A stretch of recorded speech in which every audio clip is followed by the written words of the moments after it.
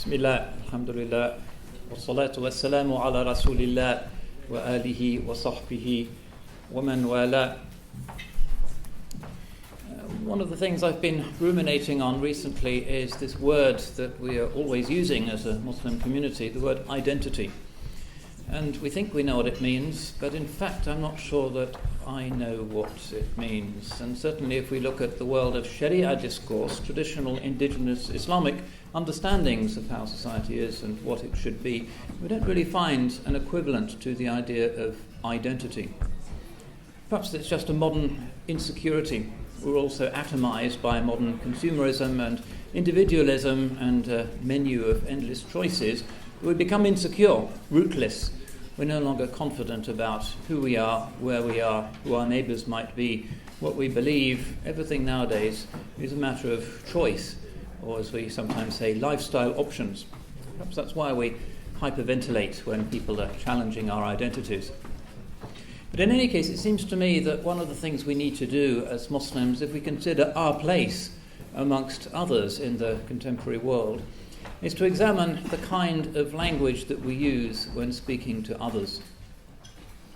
And of course, ours is a religion of communication and a religion of proclamation. We are not to be ostriches with our heads in the sand, and the time for seeking the caves in the mountains with our flock of sheep is, I think, not yet upon us. We are a social community. Ad-dinu mu'amala, religion is engagement with others. It is through experiencing others, knowing others, that we most understand ourselves. But how are we to understand others if the modern language, the buzzwords, are words that are not indigenous to our own community? If we are told, you have an identity, your identity is British Muslim, and we happily parrot that, not being quite sure what exactly one has to be or do to be British, and actually nobody seems very clear what one has to be or do to be British, but still we're told we have to be British Muslims.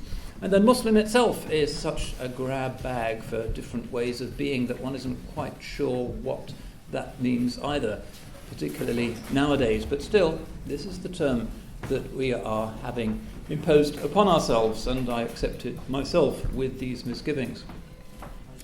But if we look at this world of competing, occasionally cooperating collectivities, ours is not just a world of greedy individuals, but a world of individuals who like to organize themselves in groups, some of which think they have very strong and clear identities.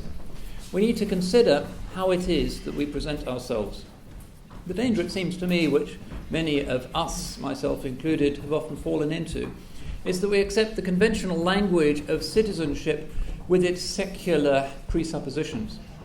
That is to say, that the way in which this country has historically dealt with diversity, if you exclude early 19th century ideas when, indeed, religious identity was hugely important, things like Catholic emancipation and the increasing toleration of free churches, but in living memory, basically communities' identities has been defined by the race relations industry, and in recent years also by forms of identity rooted in people's sense of their own sexuality.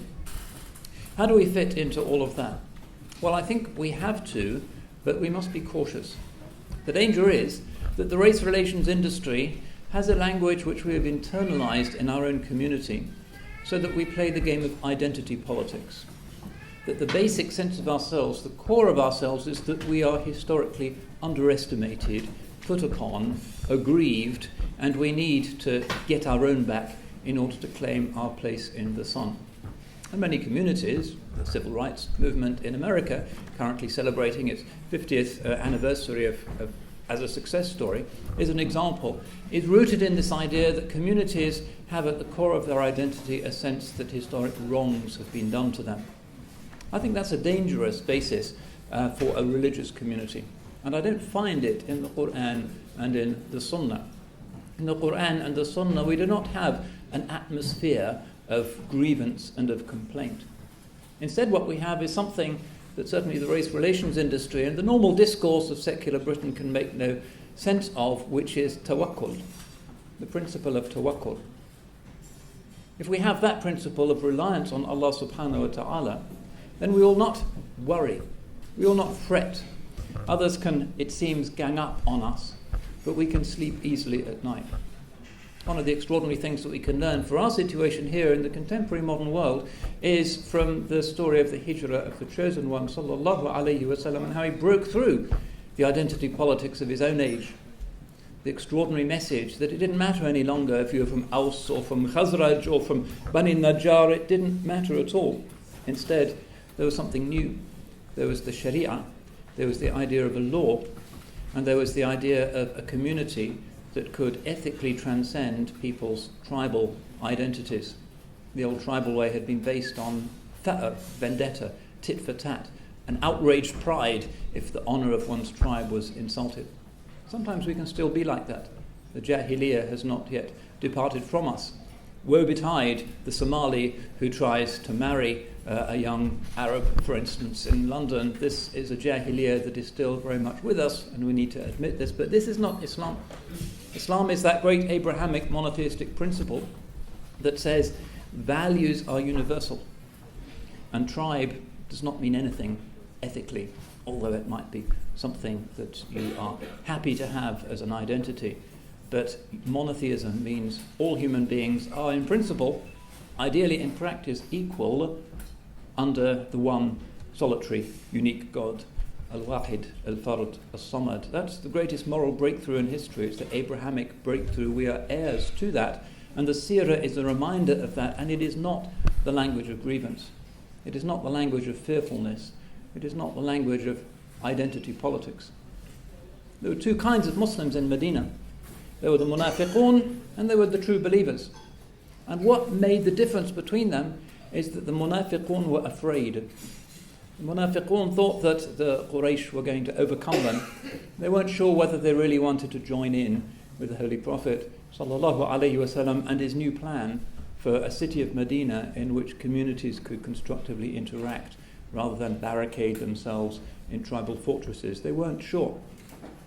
And at the time of the Ghazwa of Uhud, this was particularly evident. And we know these amazing ayat. الَّذِينَ قَالَ لَهُمُ النَّاسُ إِنَّ النَّاسَ قَدْ جَمَعُوا لَكُمْ فَاخْشَوْهُمْ. Those who said to the people are ganging up on you, so be afraid of them. And then what happened? But what did they say? We all know it. The thing that every Muslim should be saying, that transcends identity politics and grievance and vendetta and trying to get one's own back.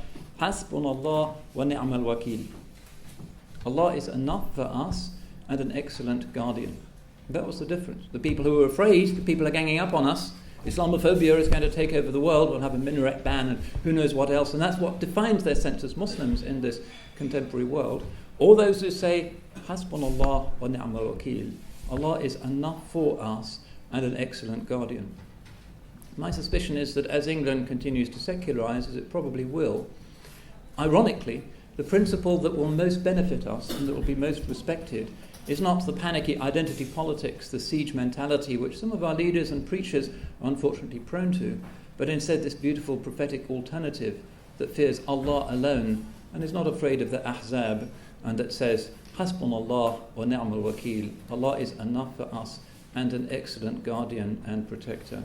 So inshallah, in this occasion, which is, I think, a celebration of the determination of this community to present Islam as a tradition that celebrates diversity and celebrates the mutual enrichment of individuals and communities as they constructively and trustingly engage with each other, that our watchword in the society will not be panic and fearfulness and identity politics, but instead will be, as the Holy Quran says, in an idea that was unimaginable to the pagan Arabs, idfa' billati hiya ahsan. Repel what is evil with something that is better. And we know the extraordinary consequences that flowed from that. The city of Medina overcame tribalism, overcame the Ahzab, and became a beacon from which the light of Islam spread throughout the world. We're here this evening as a result of that extraordinary moment, where the Prophet sallallahu alaihi wasallam and the Muhajirun and the Ansar said no to tribalism, no to sectarianism, no to identity politics, no to an ideology of fearfulness and suspicion and grievance, and said, Hasbunallah wa ni'mal wakil.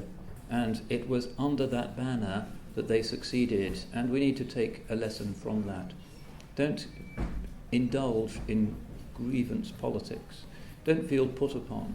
Don't constantly veil the mistakes of yourself and your own community by pointing to the mistakes of other individuals and communities. That's the coward's way out. Recognize that there are problems, but rely on Allah subhanahu wa ta'ala.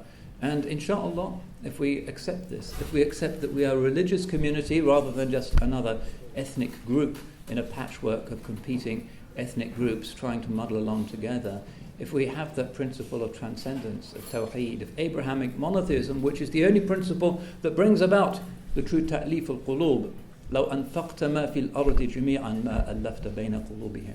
The Holy Prophet is told, if you'd spent all the money on earth, you would not have brought their hearts together. وَلَكِنَّ اللَّهَ أَلَّفَ بَيْنَهُمْ. This is the way to bring people together, through the principle of tawheed and respect for others and this Islamic respect for difference, which can only be real, rather than just diplomacy, can only be real if we fear Allah alone and we're not afraid of the EDL and all of the other nonsense that's happening across Europe and across the world today. And the terrorism is just part of the hyperventilating of people who are afraid and fearful and have forgotten that Allah is in control of history. So that's my message, a simple one, and the great truths that the Quran presents to us and that continue to inspire us are simple truths, because Allah subhanahu wa ta'ala's reality is a simple reality, and this principle inshallah is one that will always inform us, should be on every one of our communities' letterheads and mastheads and logos inshallah. Hasbunallah wa ni'mal wakil. Barakallahu feekum. Wassalamu alaikum.